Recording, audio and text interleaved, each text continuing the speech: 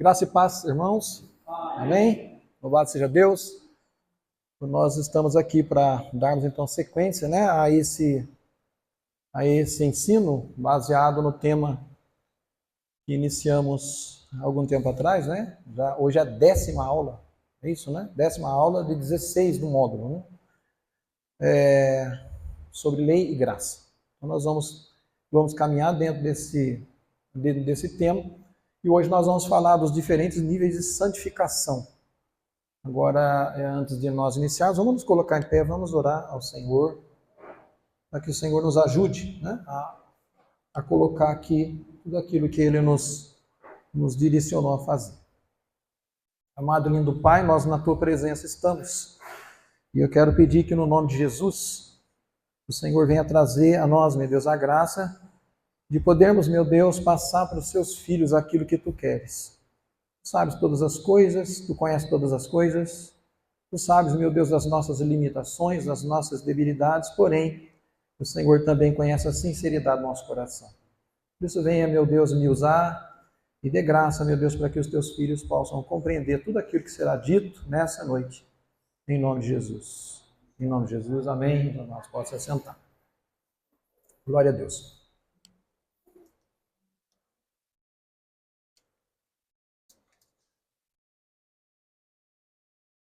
Então, como eu disse, nós vamos falar hoje sobre os diferentes níveis de santificação.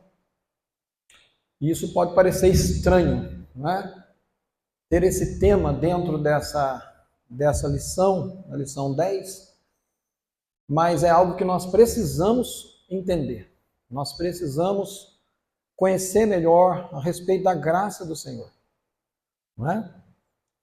A graça, mesmo a graça que ensina, a graça que nos leva à salvação, ela também ensina o caminho da santidade. Nós vamos trabalhar dentro disso. Na carta que Paulo escreve a Tito, no capítulo 2, vocês podem já pegando, e eu vou aqui passando para vocês aquilo que dentro desse tema eu estudei e entendi. Aquilo que nós temos visto já há bastante tempo. A carta que Paulo escreve a Tito, ali no capítulo 2, nós vemos algo que nós vemos repetidas em várias citações da Bíblia. Várias citações do Novo Testamento, nós vemos a graça de Deus se relacionando com a santificação. Graças a Deus que nós temos simplesmente repetido palavras que são ministradas aqui. Porque nós temos compromisso com aquilo que é verdade. Nós temos compromisso com aquilo que Deus quer fazer na vida do homem. Então nós vamos sempre trabalhar em torno disso. Nós não vamos sair desse princípio de que nós precisamos entender que nós estamos debaixo da graça de Deus, nós somos salvos pela graça, mediante a fé que não veio de nós, é dom de Deus, mas essa graça, ela nos leva a viver uma vida de santificação. Não tem como nós descartarmos isso, E então eu quero explorar esses níveis de santificação. Eu relacionei aqui 3 deles. 3 deles, eu acredito que seja esses 3, que é o início, que quando nós fomos redimidos, a redenção, depois o caminho de santificação e no fim a glorificação. São 3 períodos, são 3 tempos. É importante que entendamos isso dentro da graça, porque nas etapas é que nós seremos, a partir da segunda etapa, quando nós entramos no caminho, é que as coisas começam a estreitar para nós. Nós vamos ver isso até no Evangelho. Capítulo 7 nós vamos ver isso. De Mateus nós vamos entender muito claramente. Agora preste atenção de que esse capítulo 2 do livro de Paulo, de carta de Paulo a Tito, olha só como que aparece aqui a graça. Porquanto a graça de Deus se manifestou salvador a todos os homens. Sim, salvação a todos os homens.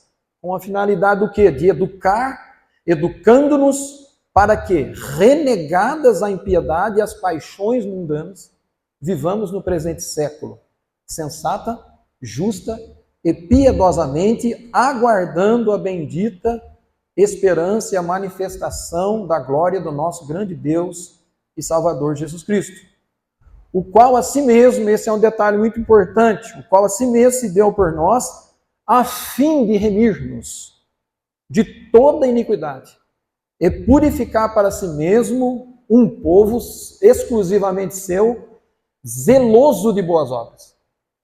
E aí, quando se fala de boas obras, de pronto nós pensamos, pela graça sois salvos, mediante a fé, né? Isso não vem de vós, é dom de Deus, não de obras para que ninguém se glorie. E aí se confunde as coisas, porque o Senhor, Ele quer purificar para si um povo exclusivamente seu, zeloso de boas obras. É claro que as obras, ela não vai salvar ninguém, mas as obras é um produto daquilo que a santificação traz para nós. Por isso que eu fiquei assim, muito feliz em ter ouvido o pastor Donizete falando semana passada a respeito de Tiago, quando ele diz ali, né, ele usa o texto, capítulo 2, aonde a pergunta de Tiago é a seguinte: crês tu que Deus é um só, fazes bem, até os demônios creem e estremecem. E aí, dentro daquele texto, dentro daquele contexto, ele diz assim: mostra-me essa sua fé sem as obras, e eu com as obras te mostrarei minha fé. E a principal obra, gente, que Deus fez na nossa vida é fazer de nós luzes e sal. É luz, não se acende uma lâmpada para colocar debaixo do alqueire, mas sim no velador para que se ilumine todo o homem. Vós sois o sal da terra. Se o sal vier a perder o sabor, se tornar insípido, ele para nada mais presta senão para ser pisado pelos homens. E agora eu faço uma pergunta para vocês: porventura vocês já não viram situação assim? De gente que foi levantada, que um tempo era luz, que foi sal por um tempo e de repente perdeu o sabor. E aí pisado pelos homens. Alguém olha para ele e diz assim: mas não era aquele ali que era o fulano, que pregava o evangelho, falava de Jesus, mas falava tanto, e agora olha a situação dele. Quem aqui já ouviu isso? Ouvimos isso.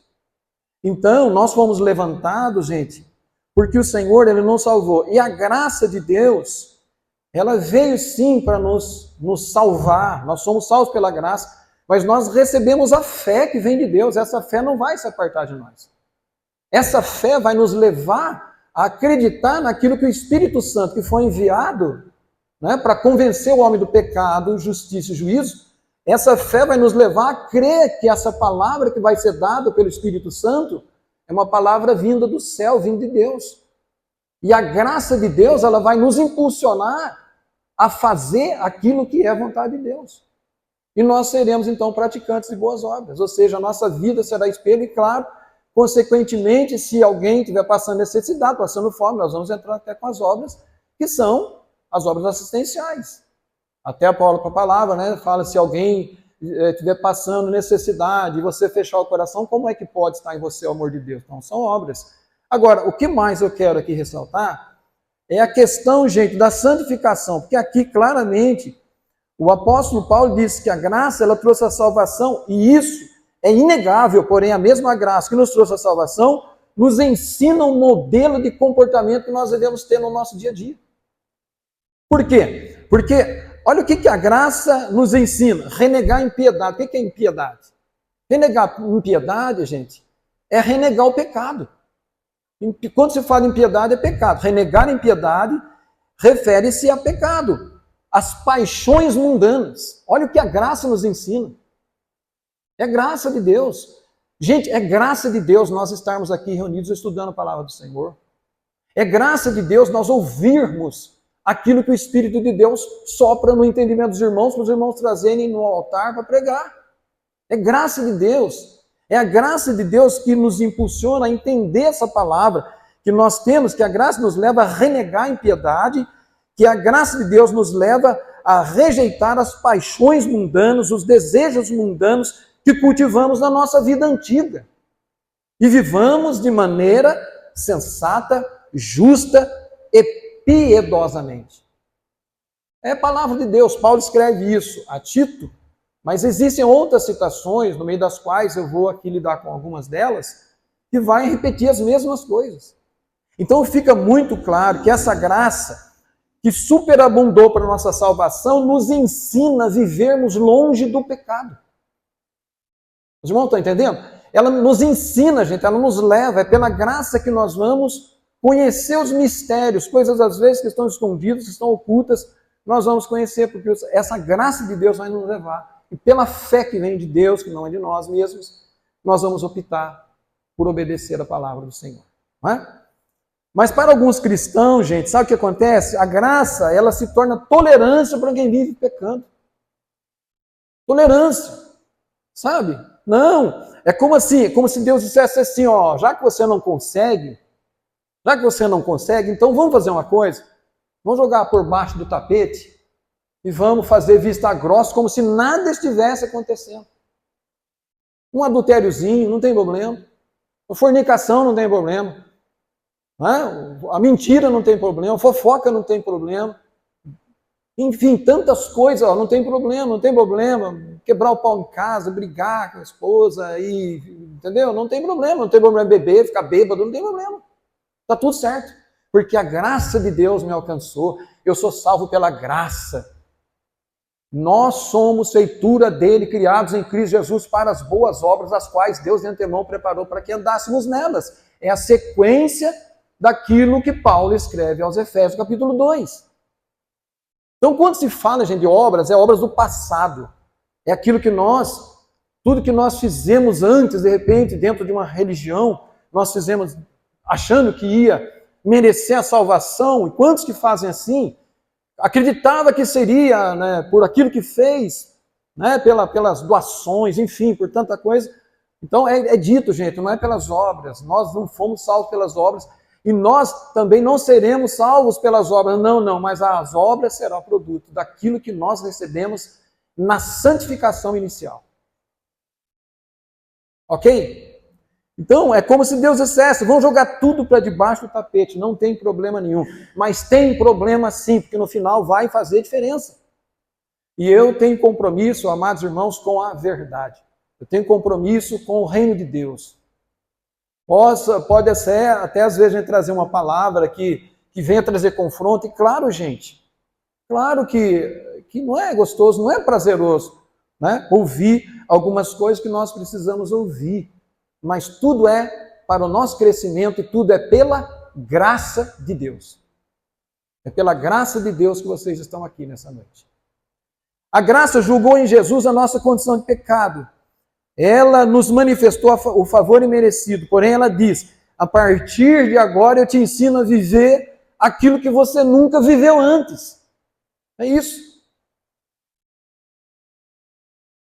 De que maneira? De forma justa, sóbria, piedosa, renegando as paixões e a impiedade.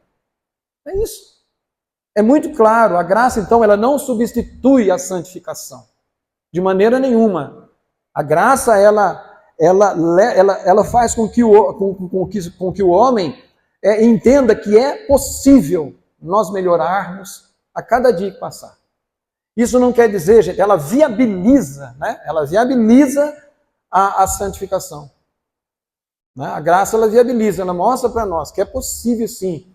Isso não quer dizer, gente, que nós não vamos errar, que nós não vamos pecar, que nós não vamos falhar. Não é isso que eu estou falando.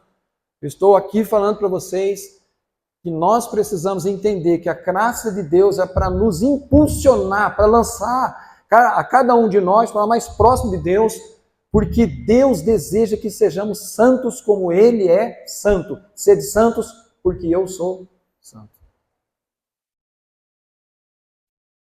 Nós vamos perceber na segunda carta aos Coríntios, no capítulo 1, no versículo 12, que a santidade só é possível ser vivida pela graça de Deus.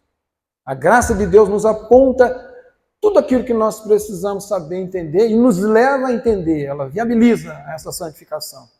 Ela leva a entender que é possível, porque Deus, quando Ele traz para nós uma ordem, Ele não traz para nós uma ordem absurda. É como se eu falasse para o meu filho, falasse para o Richard, e falasse para o Richard, vá para mim, para o Rio de Janeiro a pé. É impossível. Nem de ônibus acho que ele vai. Eu, quando tinha 16 anos, estava morando em Santos sozinho, né? Aí tem 16 anos, mas se eu falar para Taubaté, já enrosca. Sabe, gente? Deus não faz isso. Deus sabe quais são as nossas limitações, quais são as nossas debilidades, as nossas fraquezas. Porém, A graça nos aponta que há possibilidade de melhorarmos. Vocês se lembram que a terra boa produz 30, 60, 100 por semente, não é isso? 100% é só Deus, mas nós vamos fazer o quê? A graça vai viabilizar, vai mostrar para nós que é possível chegar um pouco mais perto de Deus. Um pouco mais perto. Eu atingi um nível, mas o Senhor vai me dar a graça. E é pela graça, não é pelo meu merecimento, não é pelo meu mérito, é pela graça de Deus. Mas o homem precisa entender esse princípio. 2 Coríntios capítulo 1, versículo 12, olha o que nos diz a palavra. Porque a nossa glória é essa, o testemunho da nossa consciência. 1 João 3,20 até fala sobre isso. Estava lá na minha casa dando um desfecho ali na palavra, agora há pouco, me veio 1 João 3, que fala que Deus é maior do que a nossa consciência. Se a nossa consciência não nos acusar, temos certeza que está tudo bem. Então é aqui, gente. A tristeza, segundo Deus, produz arrependimento que a ninguém traz pesar. É para trazer vida. Quem é, gente? Quem de nós que após termos passado pela porta, ter recebido o Senhor Jesus, não sentimos tristeza quando nós erramos? A consciência dói, mas olha o que diz. Porque a nossa glória é esta, o testemunho da nossa consciência de que, com santidade e sinceridade de Deus, não com sabedoria humana, mas na graça divina nós temos vivido no mundo e mais especialmente para convosco. O apóstolo está falando que é a santidade, sim, vivida em Deus, né, que traz a consciência limpa. Então Deus, Ele quer que tenhamos essa consciência limpa. Limpa em todo sentido. Erramos, falhamos, a misericórdia de Deus se estende dos céus, a misericórdia do Senhor se renova a cada manhã por ser grande a sua fidelidade. Nós podemos nos render diante dele, mas nunca podemos dizer, não, é assim mesmo. Não, é desse jeito mesmo. Não, erra agora, erra daqui a pouco, vai errando. O mesmo erro. O pecado não terá domínio sobre vós, pois não estáis debaixo da lei, mas debaixo da graça. Uma pessoa que está sendo dominada pelo pecado, a partir do momento que entra no caminho, gente, está dominada. A pessoa não consegue ficar sem praticar aquele determinado pecado. Ela está viciada naquele pecado. Ora, a palavra está para ela. A palavra está para mim. Se eu estou viciado em praticar algum tipo de pecado, o pecado está tendo domínio sobre a minha vida e eu preciso, pela graça de Deus, me render aos pés de Jesus, pela fé que Deus me deu, que não é minha, a fé que Ele me deu, eu tenho que confiar na palavra que mostra para mim que eu preciso melhorar no que diz respeito à santidade. Porque o Senhor quer que sejamos santos como Ele é santo. Na carta que Paulo escreve a Tito, então nós vemos que a graça nos ensina a vivermos nesse mundo de maneira sóbria, justa e santa. Ele não diz que essa santidade terá que ser vivida lá na frente. Esse é um problema sério, né? É só lá, e é verdade, porque lá terá se cumprido todas as etapas da santidade. Porque é lá que o nosso corpo, gente, essa carcaça, aonde agora habita o Espírito de Deus, e por isso existe essa luta da carne contra o Espírito, essa carcaça, ela vai ser glorificada lá no final. É a última etapa da santidade. O nosso corpo vai ser santificado lá. Não é essa carcaça que vai entrar, porque lá não entra pecado. A luta da carne contra o Espírito vai haver sempre, mas a graça de Deus vai nos impulsionar a dizer não para a carne. Andai no Espírito e jamais satisfareis a concupiscência da carne. Não é claro? A palavra é muito clara, gente, quando ela diz assim para nós. Olha só. Não é no mundo vindouro, lá sim, claro que todos nós, juntamente com os anjos, agora tendo cumprido as etapas da santificação, agora nós vamos cantar santo, santo, santo é o Senhor. Mas até que isso aconteça, gente, vai ocorrer de nós termos passado pela primeira etapa, que é a redenção. Agora nós vamos passar num período de caminho, que é o caminho da santidade. É a santificação, gente, que precisa acontecer nessa nossa jornada. Agora é um caminho. E o caminho, ele é estreito. apertado o caminho que conduz à vida. E poucos acertam por esse caminho. Então nós precisamos ter consciência daquilo que nós estamos vivendo, a oportunidade que Deus está nos dando, a graça que Ele está nos concedendo de sabermos a verdade.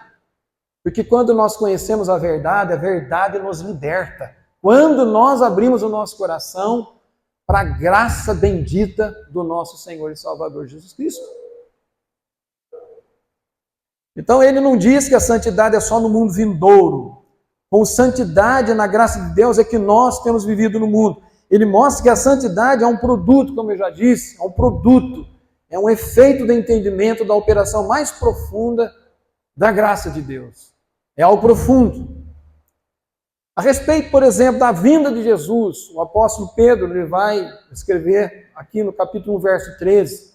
Por isso, cingindo o vosso entendimento, falando a respeito daquele que vai voltar, sim, para buscar o seu povo.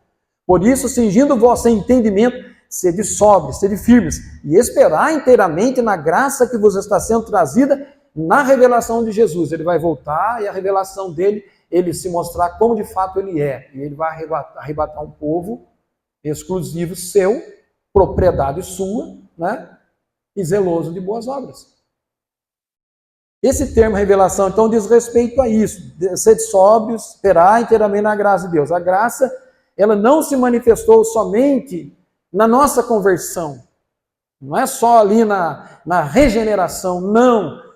Mas a graça, ela opera assim como a fé. A mesma fé que nos introduz nessa caminhada.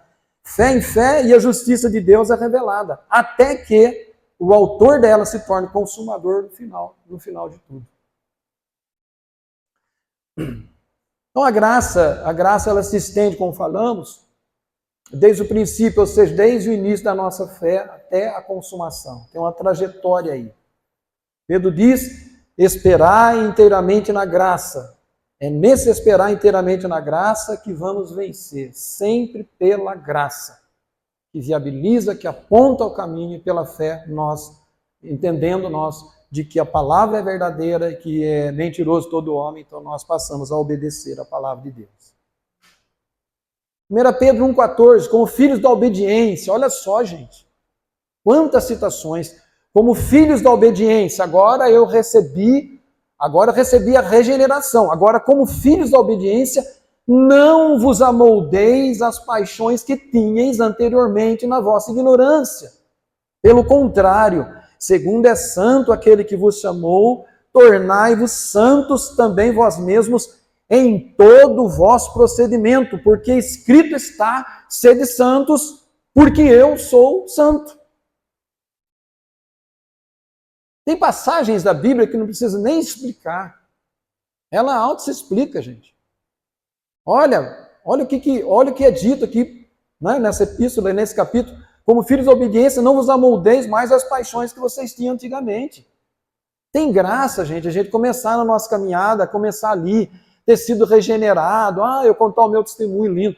Que maravilha, eu estava na praça, aquele doidão lá, apagou minha memória e tal, fiquei virando em círculo, aí fui levado para casa, 7 dias depois recebi imposição de mãos. Aí Deus transformou minha vida e disse que estaria comigo todos os dias, tal. E aí, de repente, eu estou vivendo as mesmas paixões que eu vivia antes.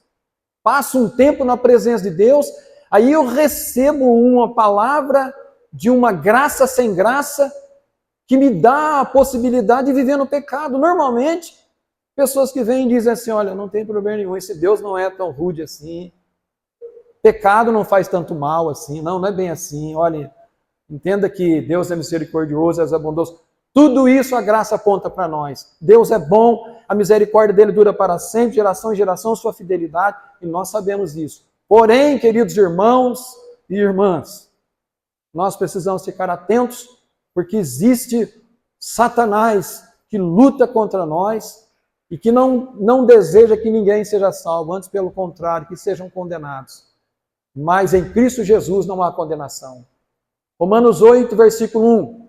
Diz lá, nenhuma condenação há para aqueles que estão em Cristo Jesus. O que é estar em Cristo Jesus? É estar sendo santificado dia após dia. ouvindo a palavra de Deus, entendendo a palavra de Deus, pela graça e praticante. Por isso que é muito clara a palavra no que diz respeito, sede vós praticantes da palavra e não somente ouvintes negligentes.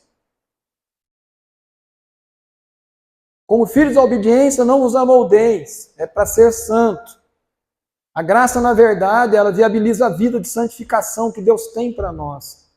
Mas nós precisamos reconhecer que há mais de um nível, porque não entendendo, gente, achando que o nível é só no início, o processo é só inicial, aonde o Senhor nos chama e aonde Ele faz uma limpa na nossa vida.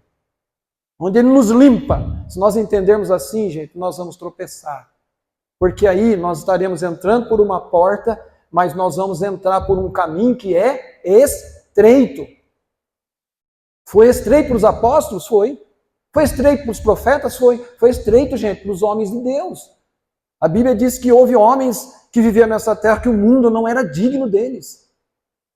Vai ser estreito para nós também. Agora, é impossível? Não. A graça nos leva a entender que não é impossível viver a nossa vida em santidade diante de Deus.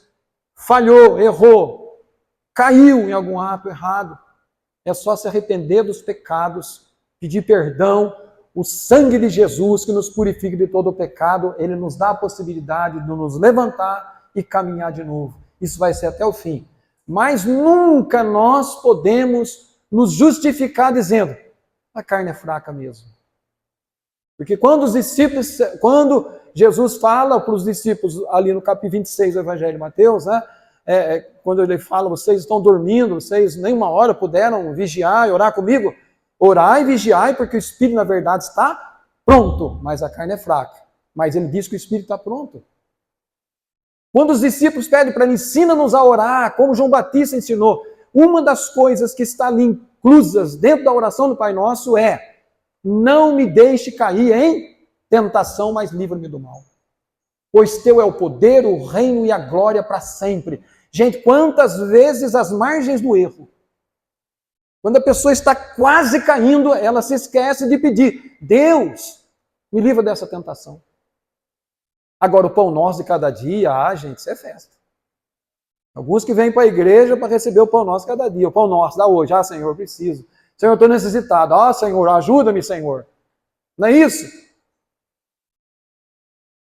Não tem o Silvio Santos, mas tem Deus, né? Não tem o Silvio Santos para jogar lá o aviãozinho, né, de papel, né? Quem quer dinheiro ou quem quer dinheiro. Isso, sim. Essa parte da oração do Pai Nosso, ela é bem exercida. Ela é bem usada. Dá-nos aquilo que nós precisamos. Mas não me deixe cair na tentação. Me livra desse mal. Pois teu é o reino, o poder e a glória. Se o reino, o poder e a glória é dele, gente, a graça é dele. E pela graça nós somos salvos na hora das tentações. A santificação é um processo. Tentar tratá-la como uma coisa só, que acontece no único período, gente, é mutilar e abortar a santificação. Acabou, não tem mais preocupação. Então, gente, se nós somos salvos e não precisa mais de santificação, então não precisamos nem ir na igreja. Por isso que às vezes acontece muitas pessoas ficarem desigrejadas, porque não, eu tenho Deus, não é assim? Não, eu tenho Deus, eu não preciso ir para a igreja. Por que eu vou para a igreja? Igreja para quê? Seguir uma religião? Não, eu fico em casa mesmo. Tem gente assim ou não tem? Tem gente. Provavelmente alguns que vão assistir esse vídeo vão ouvir isso.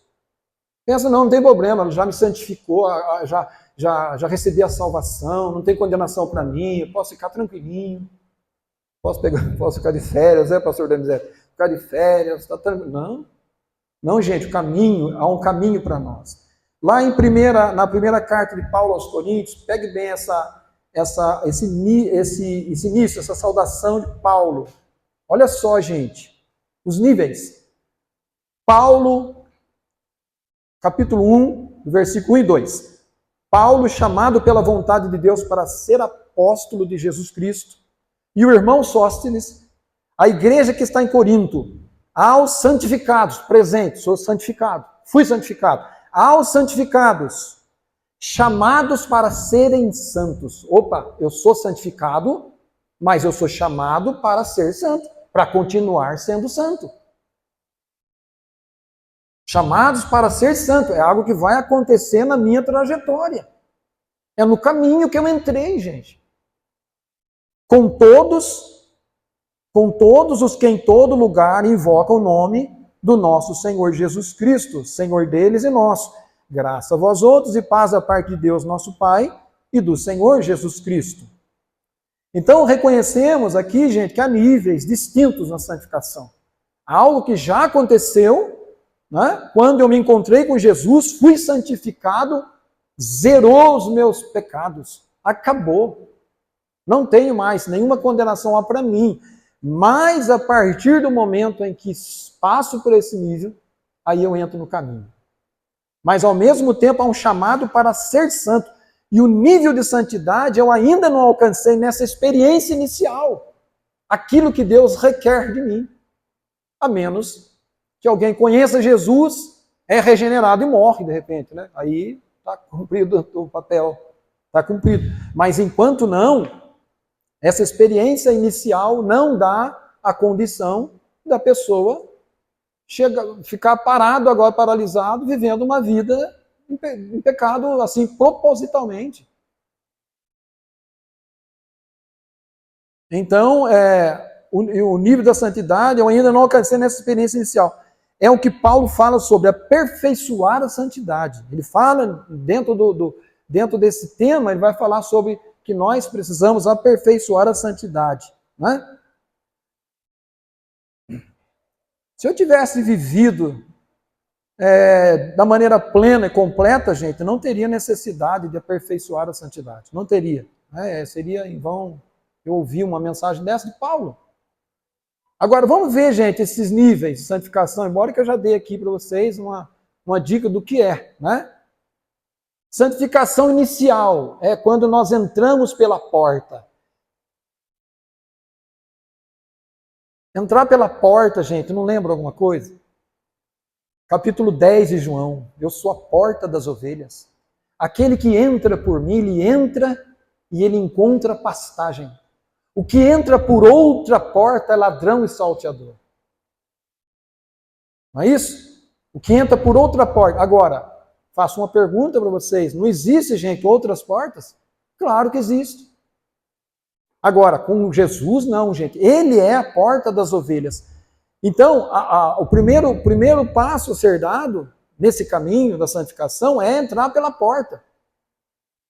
O segundo passo, gente, é a santificação progressiva, que é no caminho, é no dia a dia, até que se torne um dia perfeito. É caminho de santificação, né? A santificação progressiva.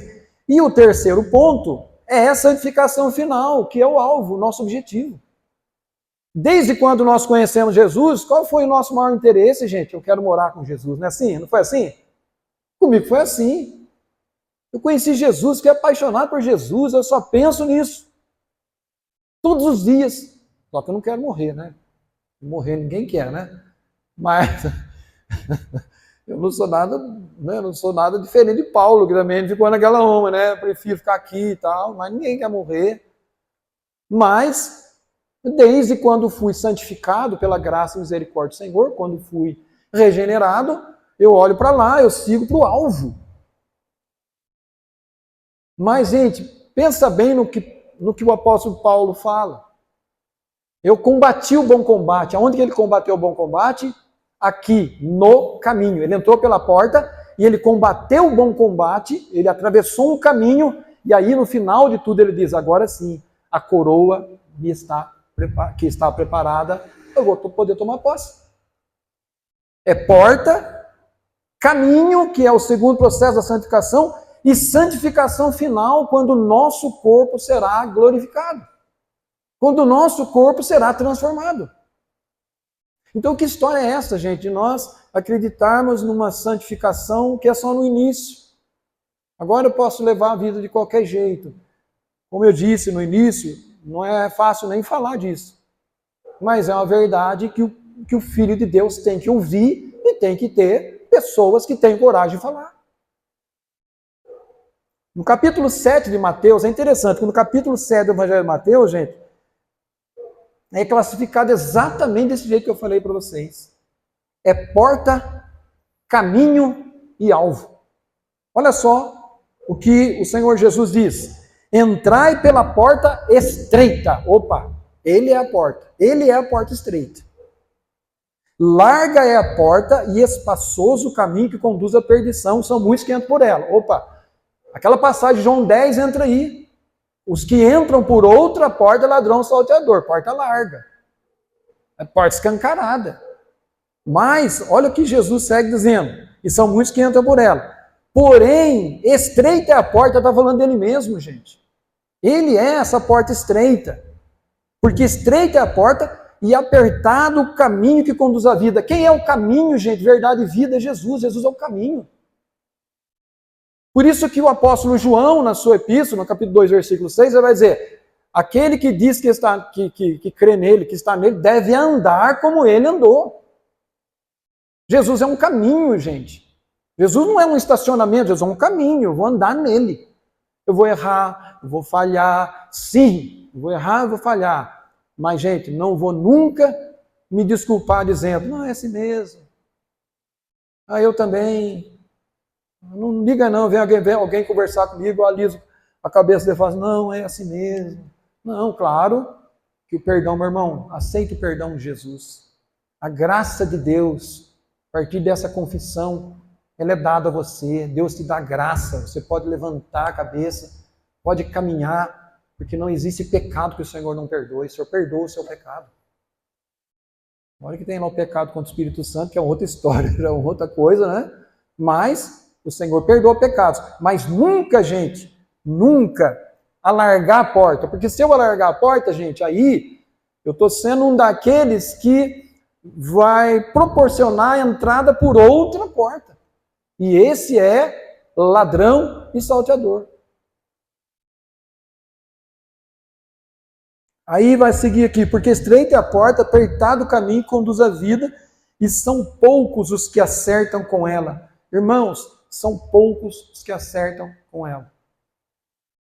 Não é uma multidão, eu creio que, claro, juntando tudo para nós é uma multidão, né? Mas é difícil chegar. Mas nós chegamos por quê? Porque a graça viabiliza a santificação.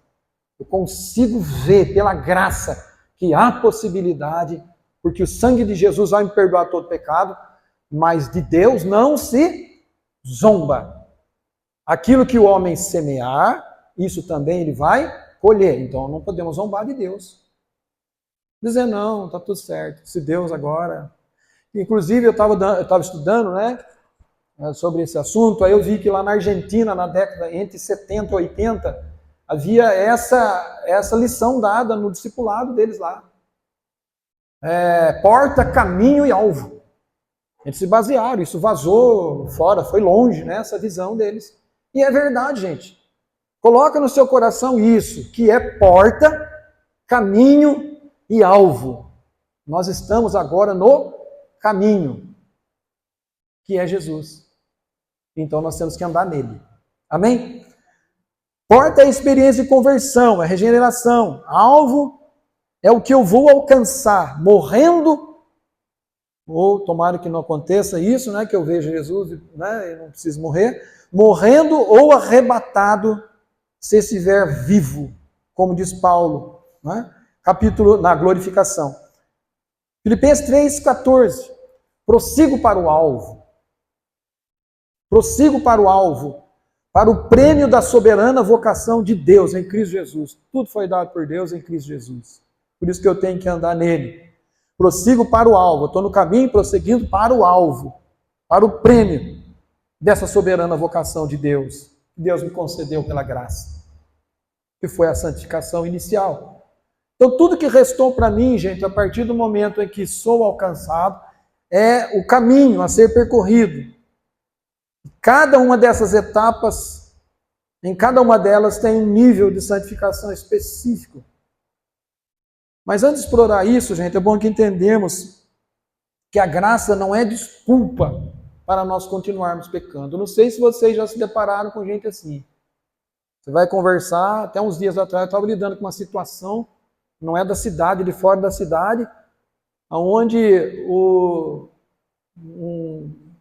pessoal lá, um casal cometeu lá um adultério e tal, e depois foi exortado, chamado a atenção, mas não nós confiamos na graça de Deus.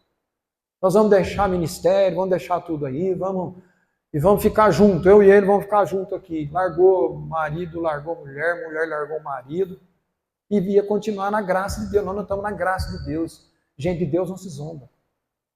E enganando o povo por um longo tempo, acreditando nessa falsa graça. Nós não podemos, gente. Nós não podemos vacilar em tempo algum. Porque o inimigo da nossa alma, ele deseja nos levar para um lugar de condenação. Então vamos dar uma olhada naquilo que Paulo diz no capítulo 6, a carta aos Romanos. Preste atenção que esses textos eles são ligados, diretos. O texto do capítulo 5, versículo 20, é bom que a gente leia, porque a Bíblia, as cartas, não havia versículo separando, né? Não havia isso, capítulo, versículo. É uma carta direta. Então Paulo está escrevendo aos Romanos, e corre esse risco, é bom que se diga isso, e corre o risco de às vezes a gente acreditar, né, que dá para parar e ficar tranquilo, depois passa alguns dias, pega e perde o contexto. Nós pegamos o capítulo 6 de Romanos, do versículo 1 em diante. Se nós pegarmos o capítulo 5, versículo 20, pegue comigo, lermos ele antes, isso acontece. Às vezes a pessoa fica cansada, está lendo a Bíblia, fica cansada, fala, vou dormir, né? Tem que trabalhar amanhã cedo. E daí passa uns dias sem ler o mesmo texto, aí vira um texto sem contexto, né? Vira um texto sem contexto, aí não dá para viver debaixo dessa heresia. É perigoso, é bom a gente pegar o contexto. Capítulo 5, verso 20. Sobreveio a lei para que avultasse a ofensa, mas onde abundou o pecado, superabundou a graça, a fim de que o pecado reinou pela morte, assim também reinasse a graça pela justiça para a vida eterna, mediante Jesus. Onde abundou o pecado, superabundou a graça de Deus. Esse versículo ele é bem explorado, né?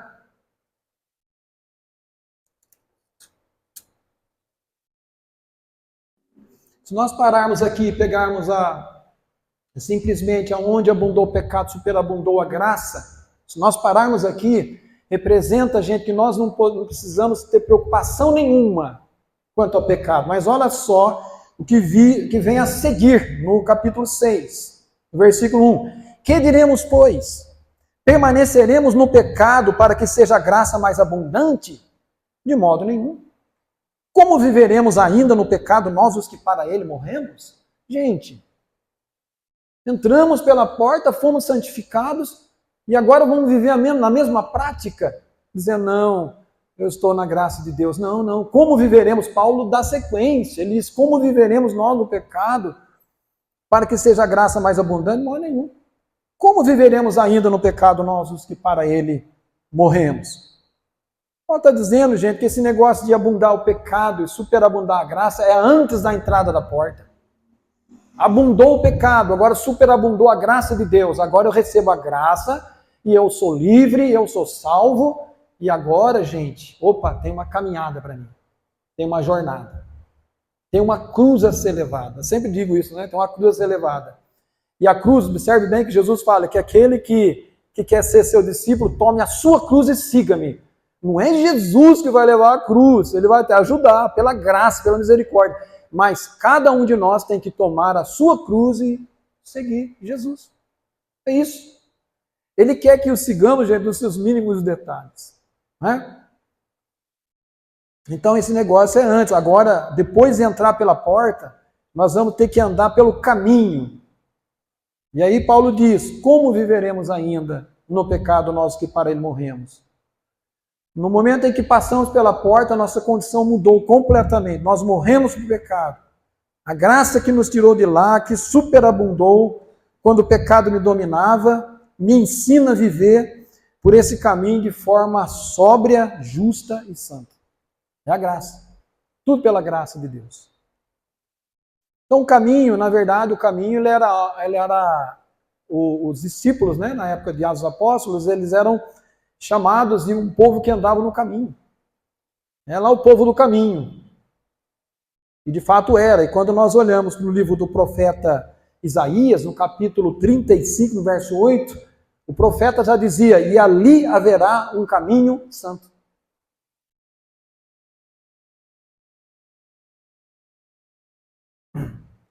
Porque não só teríamos experiência de passar pela porta, mas teríamos no caminho uma vida de santidade. Agora, gente, como é importante nós sabermos isso. Como é importante nós entendermos esse detalhe. Sabe por quê? Olha só o que está escrito em Judas, no verso 4. Presta atenção, gente, esse texto ele precisa ser lido e precisa ser entendido com muito temor.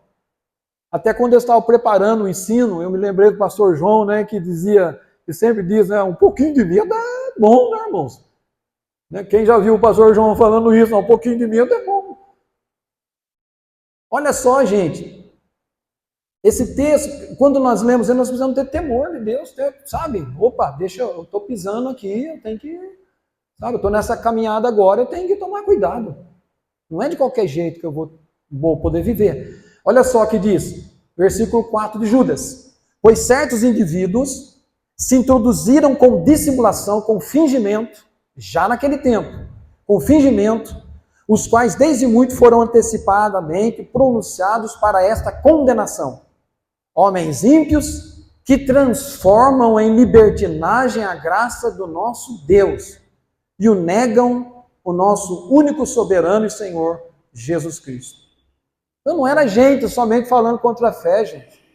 Era gente que se misturava no meio do povo de Deus, já naquele tempo, dizia assim, presta atenção nesse detalhe, dizia assim, não, esse Deus não é tão rude assim. Esse Deus, ele é um Deus misericordioso, ele é um Deus bondoso. Esse Deus é esse Deus irado. O Deus irado é o Deus do Antigo Testamento. Quem aqui já ouviu isso? Só lá no Antigo Testamento. Esse Deus irado é o Deus do Antigo Testamento. O Deus do Novo Testamento é o Deus da graça. Aí, gente, se esquece do Ananias e Safira. Ora, gente, aonde que nós encontramos? Aonde que se tem cabimento para nós engolirmos uma ideia dessa, que o Deus do Antigo... Porque eu sempre uso dizer, que alguns dizem isso, representando que o Deus do Antigo Testamento se converteu a um Deus do Novo Testamento. Ele era um Deus irado, né? Um Deus que punia com a morte, e aí, de repente, agora ele abre o caminho da graça, e esse caminho da graça faz com que ele fique bonzinho e que ele tolere tudo.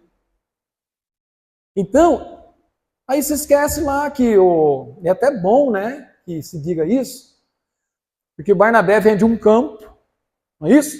Barnabé era natural de Chipre, né? Ele vem de um campo, e ele deposita aquele dinheiro nos pés dos apóstolos. Que naquele tempo ninguém considerava sua, naquela igreja primitiva, as coisas possuíam, tudo porém lhes era comum, tal. Coisa essa que os amados irmãos aqui sabem muito bem. E ele entrega nos pés dos apóstolos. Aí o Ananias e Safira, com inveja, porque daí se tornou público aquilo, com inveja, eles resolvem vender um campo. E aí, gente, que entra o que Paulo vai dizer, nada façais por partidarismo ou vanglória. E o partidarismo, gente, é uma política, me perdoe aqui a expressão, uma política desgraçada do inferno, que quando entra, destrói relacionamentos. Então Paulo fala aí por partidarismo e vanglória. Eles olham para aquilo que ocasionou, para aquilo com que fez com que o Barnabé ficasse bem visto, aí eles também resolvem, não vamos fazer, porque aí nós vamos ficar bem na fita.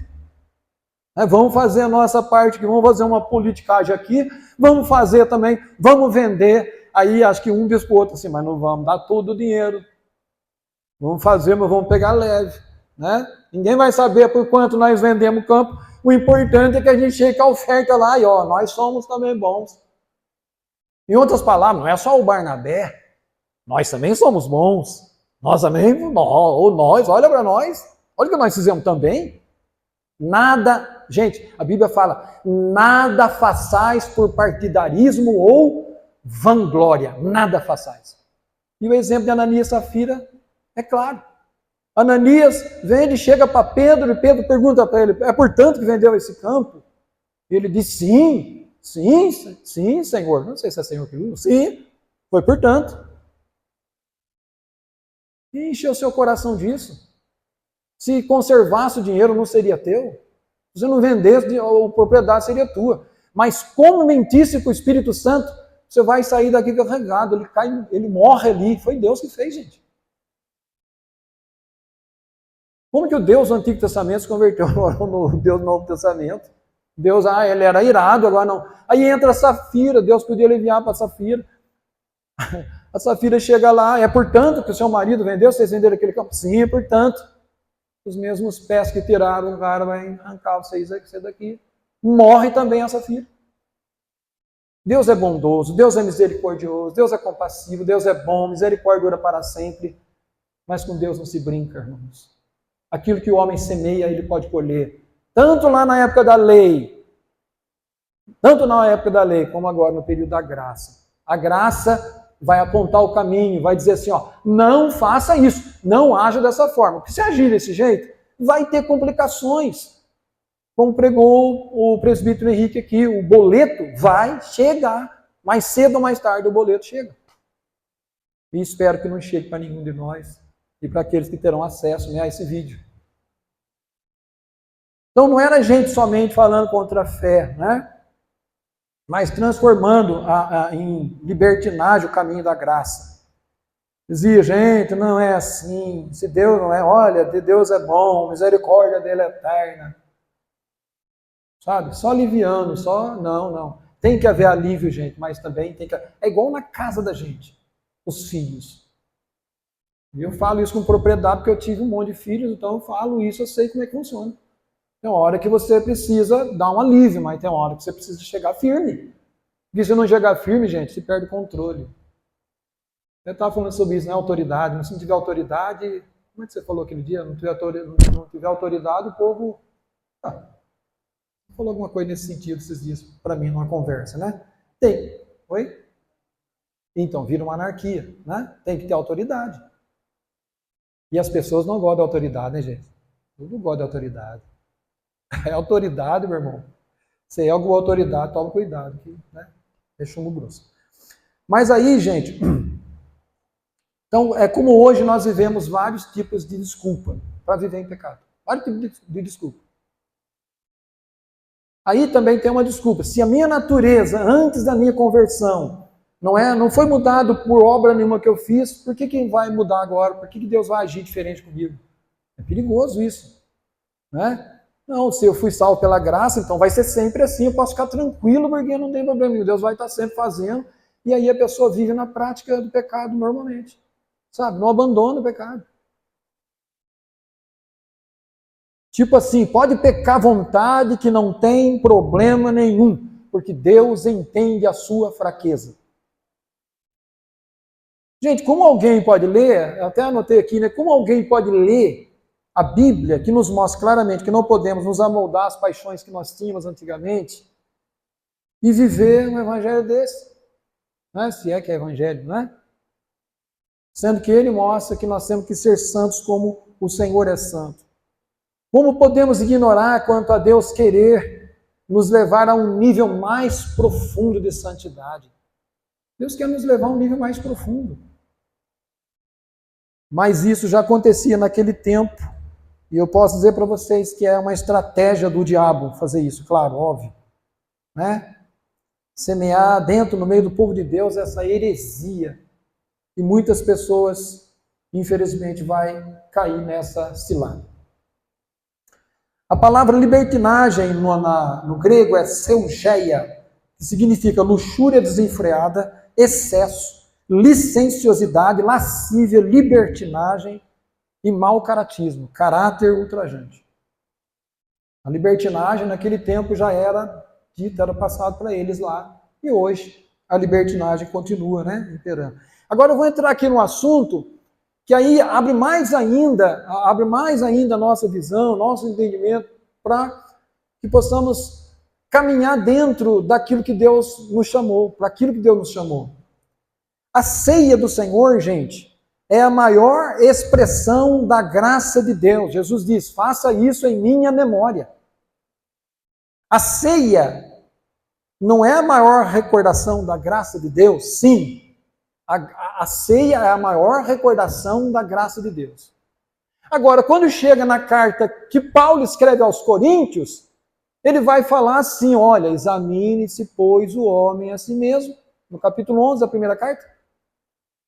Examine-se, pois, o homem a si mesmo, e após isso, como do pão e beba do cálice. Por quê? Porque aquele que come e bebe, né, injustamente, de maneira errada, está comendo e bebendo a sua própria condenação. Então, o que o apóstolo Paulo está mostrando? Viva uma vida de santidade. Errou, falhou, peça perdão, mas não viva de qualquer jeito. O maior ato, gente, a ceia é a lembrança da morte do Cristo em nosso favor.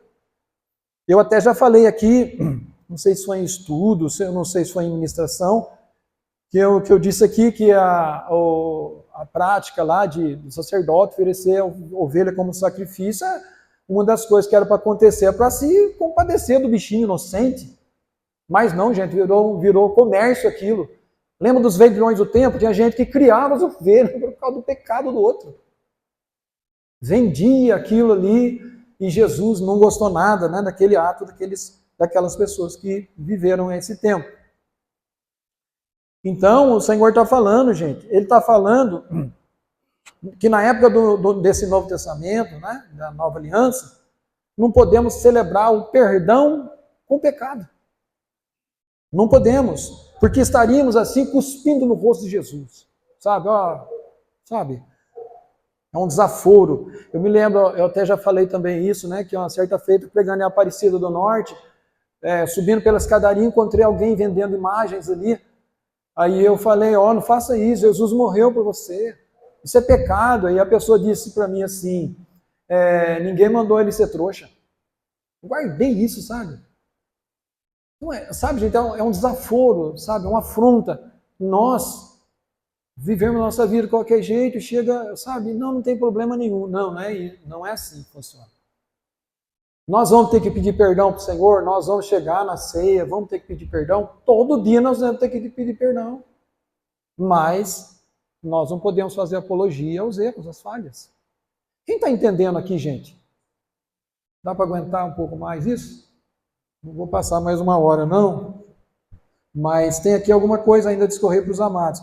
Gálatas 6,7 diz, porque de Deus não se zomba, pois aquilo que o homem semear, isso também colherá. Por isso, quem decide brincar com o pecado depois do entendimento da salvação, está zombando de Deus. E a Bíblia diz claramente, né, que aquele que semeia para a carne vai colher a corrupção, que semeia para o espírito vai colher a vida eterna. Em Atos 26, o apóstolo Paulo ele está falando com Agripa, o rei, e aí ele vai falar a respeito, ele vai dar um testemunho de si mesmo. E dentro desse testemunho ele vai dizer algumas palavras que são úteis para nós hoje, são necessárias que se tenha aqui, que se traga aqui para vocês. Atos dos Apóstolos 26, versículo 18. Ele vai falar assim, olha, que o Senhor os chamou para lhes abrires os olhos e os converteres das trevas para a luz e da potestade de Satanás para Deus, a fim de que recebam remissão dos pecados e herança entre os que são santificados. São santificados. Nós fomos e estamos sendo santificados dia após dia. Então ele está pregando para Agripa, falando, né, mostrando que havia necessidade de se arrepender e entrar no meio daqueles que estão sendo santificados. A fé não apenas nos proporcionou a salvação, justificação, regeneração, mas um dos aspectos da salvação, a Bíblia diz, os que são santificados em mim. Há uma santificação quando nos encontramos com Jesus. E Paulo diz, aquele que está em Cristo é nova criatura, as coisas velhas já passaram e tudo se fez novo. Por isso, Romanos 8, né, nenhuma condenação há para aqueles que estão em Cristo Jesus. O Senhor diz que já não há mais condenação para aqueles que estão, ou seja, porque os seus pecados foram perdoados. Essa é a manifestação da salvação inicial. Capítulo 6, 1 Coríntios, versículo 9. Não sabeis que os injustos não herdarão o reino de Deus? Por que ele diz isso? Não vos enganeis, que já naquele tempo havia quem brincava com Deus. E ele segue dizendo, nem impuros, nem idólatras, nem adúlteros, nem efeminados, nem sodomitas, nem ladrões, nem avarentos, nem bêbados, nem maldizentes, nem roubadores herdarão o reino de Deus. Os que tais coisas praticam, com certeza serão condenados. Agora o versículo 11, ele vai falar a respeito do que nós fomos no passado. Tais fostes alguns de vós, mas vós vos lavastes. Mas fostes santificados. Mas fostes justificados. Em o nome do Senhor Jesus e no Espírito do nosso Deus. Se nós pegarmos o contexto, antes disso podemos perceber que Paulo traz um alerta quanto ao perigo do retrocesso. Coisa essa que também há uma discussão, né? Que não, quem se arrependeu, quem conheceu Jesus nunca vai retroceder, mas isso também é outra questão. Cada um, né? Cada um viva de conformidade com aquilo que alcançou pela fé. Né? Mas, assim, com a experiência de vida, nós já vimos acontecer o contrário disso. Né? Aí Paulo vai dizer, mas vós mesmos fazeis a injustiça e fazeis o dano. E isso aos próprios irmãos. Quanta injustiça, gente, que acontece no meio do povo de Deus. Quanta injustiça. Eu até uso dizer que uma das maiores injustiças é, de repente, você matar alguém na mesa e ninguém saber, sem que ele tenha a chance de, pelo menos pedir, olha, tenha clemência, tenha misericórdia. Né? Uma injustiça que precisa ser revisto. É aí que ele pergunta, gente, não sabeis que os injustos não herdarão o reino de Deus? Quando o crente comete a injustiça, ele assina a sentença da condenação. Quanta injustiça, gente. Quanta injustiça. Quando aquele que está no caminho deixa de praticar a justiça, praticando os mesmos erros que cometia antes de entrar pela porta, a sentença dele será semelhante à sentença do ímpio. Que diferença vai ter, gente, dessa lista que eu apresentei para vocês aqui, dos adultos, impuros, efeminados, tal. Que diferença vai ter daquele que um dia chegou na porta e disse que entrou e foi regenerado e ele está praticando as mesmas coisas? Deus seria injusto. Só que o apóstolo Paulo escreve aos Coríntios, no capítulo 13, que o amor não se alegra com injustiça, né?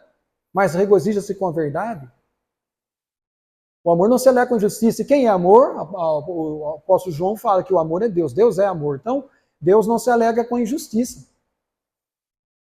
Então seria injusto alguém ser, não, aquele vai para a condenação porque ele não entrou pela porta, mas esse entrou pela porta, mas comete coisas erradas normalmente, como se nunca tivesse conhecido a graça de Deus, que o dirige, que mostra para ele o caminho da santificação. Não tem lógica. Né?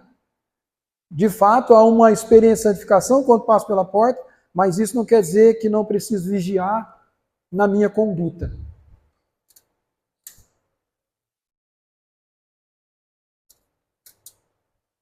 Verdade é que preciso vigiar e crescer em santidade nessa trajetória, com o auxílio da graça que me alcançou. Texto de Romanos 6, 22, que nos mostra as etapas a serem cumpridas pelo crente. Agora, porém, libertados do pecado, transformados em servos de Deus, tendes o vosso fruto para a santificação. E por fim, a vida eterna. Aí é mostrado porta, caminho e final da jornada com salvação, definida como prêmio que vem pela graça de Deus.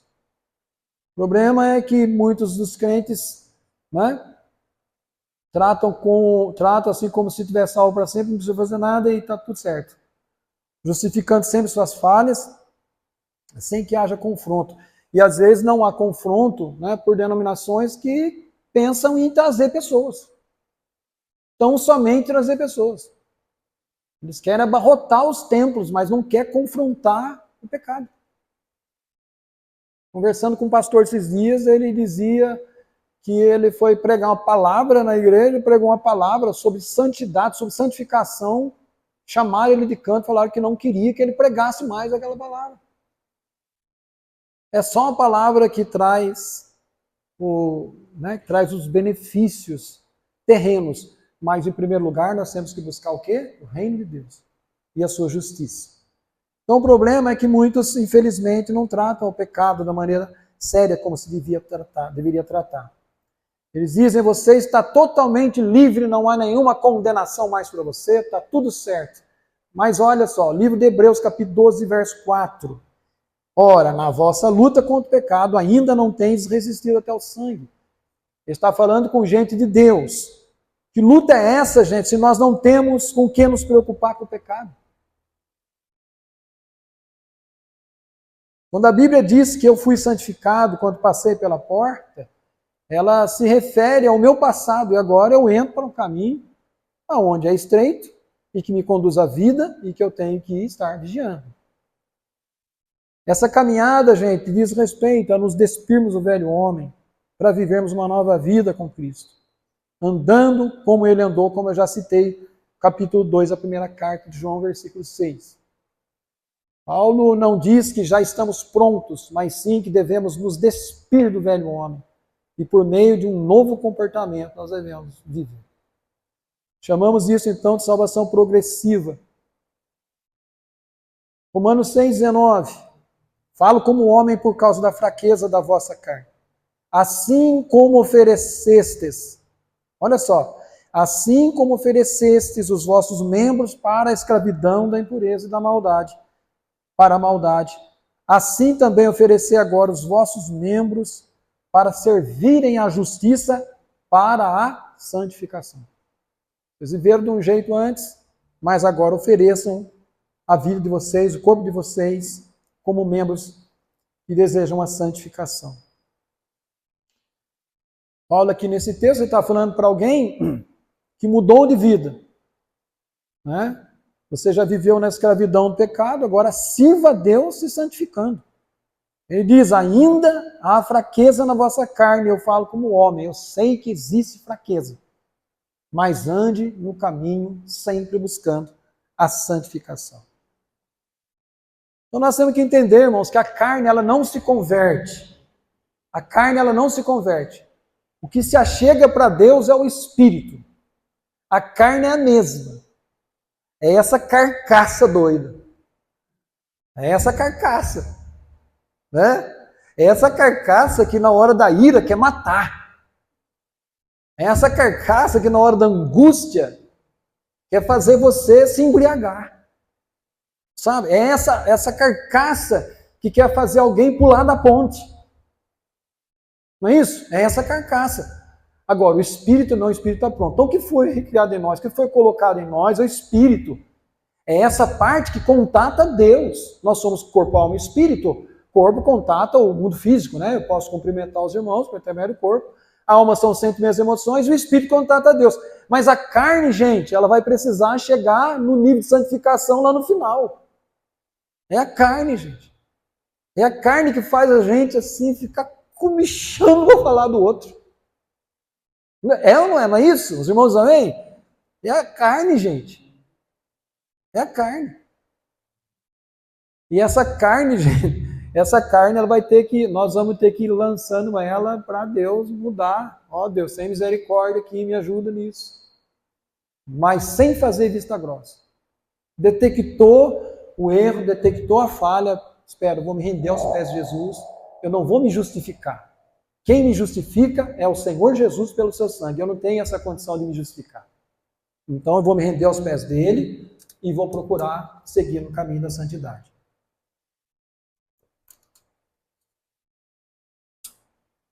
Eu sou uma nova criatura? Sim, verdade.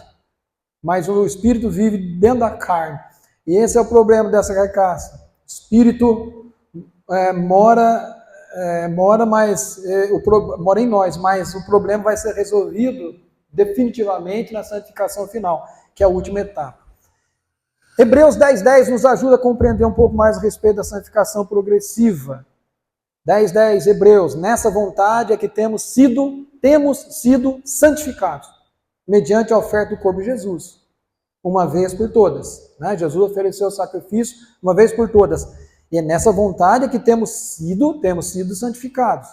É um caminho, temos sido. É constantemente, é luta, é luta.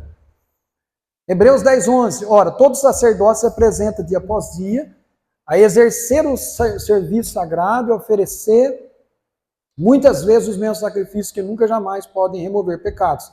Jesus, porém, tendo oferecido para sempre um único sacrifício pelos pecados, assentou-se à destra de Deus, aguardando daí em diante, até que os seus inimigos sejam postos por estrado de seus pés.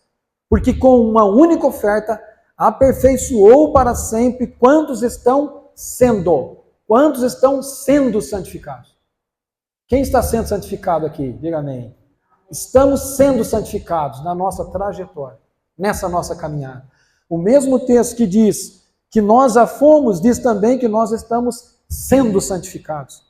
Contraditório não, gente, não é contraditório, é complementar. É uma coisa complementando a outra. Nós somos, sim, gente, santificados, nós fomos santificados, mas nós estamos sendo todos os dias. E é a carne que vai gritar, gente, é a carne que vai querer nos levar para o abismo, né? Então uma frase não está concorrendo com a outra, mas sim está complementando. Fui santificado quando passei pela porta, estou sendo dentro desse caminho estreito, e é estreito, e aí nós vamos prosseguindo para o terceiro nível. 2 Coríntios capítulo 7, verso 1, ele fala sobre aperfeiçoar a santidade no temor do Senhor. Olha o que diz. Tendo, pois, o amado tais promessas, purifiquemo-nos de toda impureza, tanto da carne como do espírito, aperfeiçoando a nossa santidade no temor de Deus. Aperfeiçoando a nossa santidade. Eu falei até antes, né, que por que aperfeiçoar a santidade se já está salvo, já está tudo certo? Não, tem que aperfeiçoar a santidade no temor do Senhor. Tem que ter um pouco de medo, como diz o pastor, né? Um pouquinho de temor é bom. Ele está falando para os amados que já têm as promessas que foram alcançadas. Ele diz que ainda há um processo de purificação, de crescimento, que ele chama aperfeiçoamento da santidade. Há um tempo atrás eu falei para vocês a respeito daquele exemplo que é dado por Isaías, quando ele fala, né, de citar o exemplo de Isaías, cito, capítulo 1, verso 18, do seu livro, quando ele diz assim, que ainda que os nossos pecados fossem como escarlate, que é uma tintura muito forte, que quando pega tanto escarlate como carmesim, quando pega no tecido é muito complicado se arrancar. Aí o profeta vai dizer, ainda que os vossos pecados sejam como escarlate, eles se tornarão brancos como a neve. Acho que alguém está lembrado do exemplo que eu citei. Neve, gente, eu não tive oportunidade de ver neve ainda.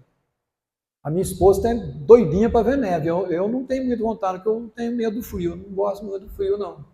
Ainda mais velhinho, eu fico preocupado, né? Uma pneumonia, um negócio assim é ruim. Mas quem já viu, né, passa para a gente que aquilo ali é algo absurdo, é um branco absurdo. Que até chega a ofuscar os olhos. É o que a gente recebe, né, com informação. Agora presta atenção, gente, que a neve ela cai de cima, ela vem de cima e ela deixa tudo branco. Pode ser cor que for, mistura de cores. Ela vem de cima e ela abrange todo o espaço onde ela toma. E tudo fica branco. Então, o profeta vai dizer, ainda que os vossos pecados sejam como escarlate, eles se tornarão brancos como a neve. Opa, um dia chegou na nossa vida, gente, essa neve que iluminou, clareou a nossa vida. Mudou a nossa situação. As pessoas passavam perto de nós e diziam, nossa, como é que aconteceu com esse rapaz? De falar que ele ficou louquinho na praça, né? Agora ele está mais louco ainda, né? Agora ele anda com a Bíblia para lá para cá e chama a gente de padre, aquela coisa toda, né? Os irmãos também viveram essa história. Mas que negócio é esse? Uma vez fui confessar um pecado para o padre falou, fui confessar um pecado para o padre falou assim, mas isso aí não é pecado. E eu tinha certeza que era pecado, mas para o padre não era pecado. Branco como a neve. Agora vem a segunda etapa, gente. Qual é a segunda etapa? Ainda que seja como carmesim, eles se tornarão brancos como a mais pura lã. Opa! Aí muda. Porque a lã, gente, a lã vem da ovelha. A ovelha, ela é cuidada pelo pastor. O pastor tem cuidado da igreja. O pastor Jesus Cristo tem cuidado da igreja. Vem a palavra, e aí, gente, a lã é de dentro para fora. Dá para entender? É de dentro para fora, a lã é de dentro para fora. A neve cai, escarlate, vira, tudo fica branco. Mas agora é de dentro para fora. Você recebe a palavra, o Espírito Santo convence que aquela palavra é uma palavra verdadeira, você vai ruminando a palavra, não, opa, agora essa palavra vai mudar a minha vida. E você vai para cima e vai ser produzido, então, a pura lã, é isso. Ovelha, pastor, lã, produzida por aquilo que o pastor dá para a ovelha. Esse é o processo. Deus fala desse tipo de tintura, e ele mostra, e é interessante esse exemplo, porque ele tem tudo a ver, né, com essa situação. Então há um processo que nós vamos passar a partir do momento em que nós passamos pela porta.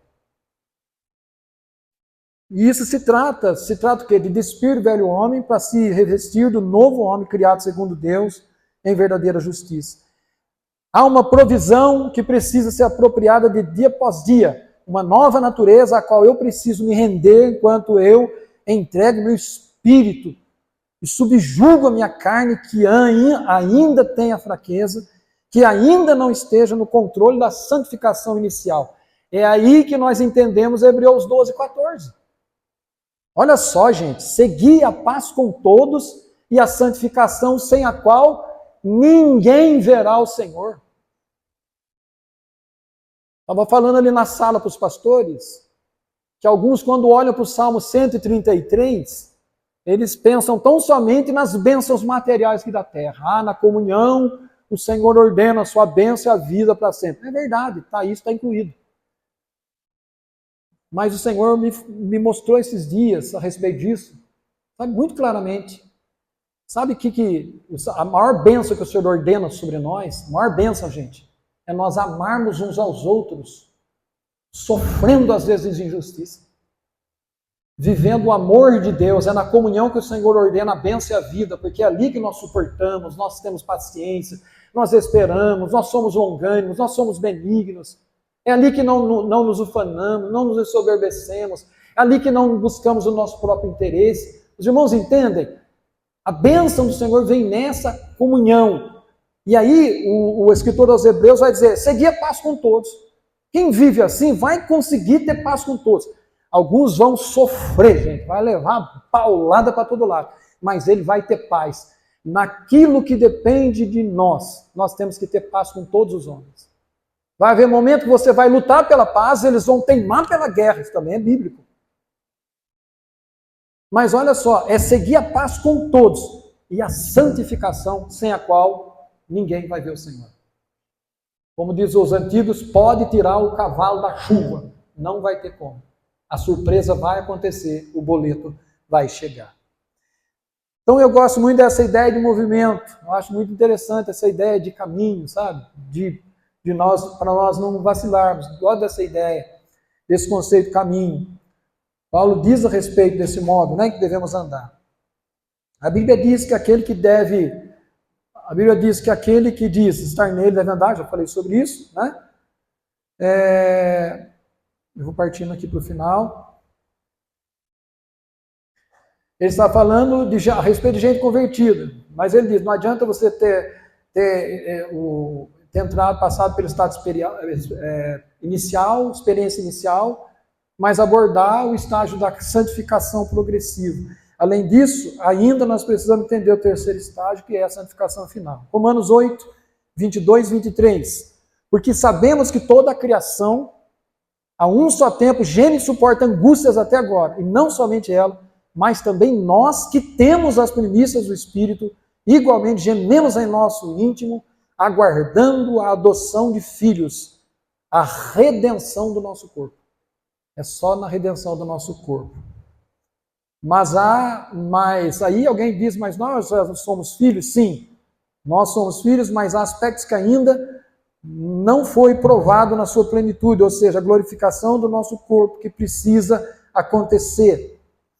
Filipenses 3:20, pois a nossa pátria está nos céus e onde também aguardamos o Salvador, o Senhor Jesus Cristo, o qual transformará o nosso corpo de humilhação. Eu falei, crente, transformará o nosso corpo de humilhação para ser igual ao corpo da sua glória, segundo a eficácia do poder que ele tem de até subordinar para si todas as coisas.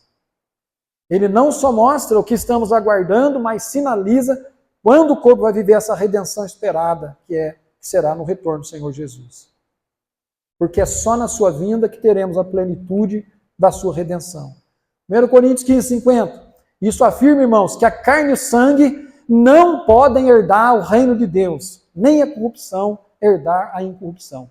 Nosso corpo, esse corpo nosso, essa matéria não pode. Então entra ela no processo de santificação final. Porque o reino é lugar de incorrupção, porque o reino é lugar de incorrupção, e essa carcaça da nossa carne é corrupta. É bom nos lembrarmos da conversa que Jesus tem com Nicodemos. O que nasce da carne é carne, o que nasce do espírito é espírito. Jesus diz que nossa experiência foi nascer do espírito e não do nosso corpo. Por isso que Paulo vai dizer, né? A respeito disso. A respeito da carne, né? Carne luta contra o espírito, espírito contra a carne, porque são opostos entre si. Última citação aqui.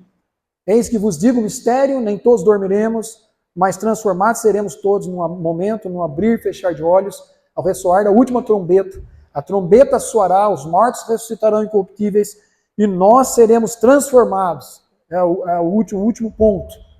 Porque é necessário que esse corpo corruptível se revista da incorruptibilidade, que o corpo mortal se revista da imortalidade. E quando esse corpo corruptível se revestir da incorruptibilidade, e o que é mortal se revestir da imortalidade, então se cumprirá a palavra que está dita: tragada foi a morte pela vitória.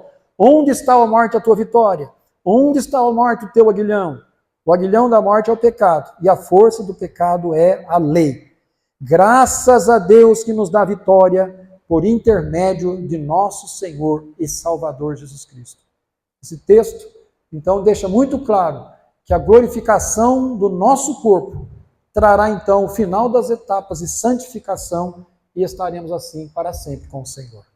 Amém? Agradeço a atenção dos irmãos. Louvado seja o nome de Jesus. Amém?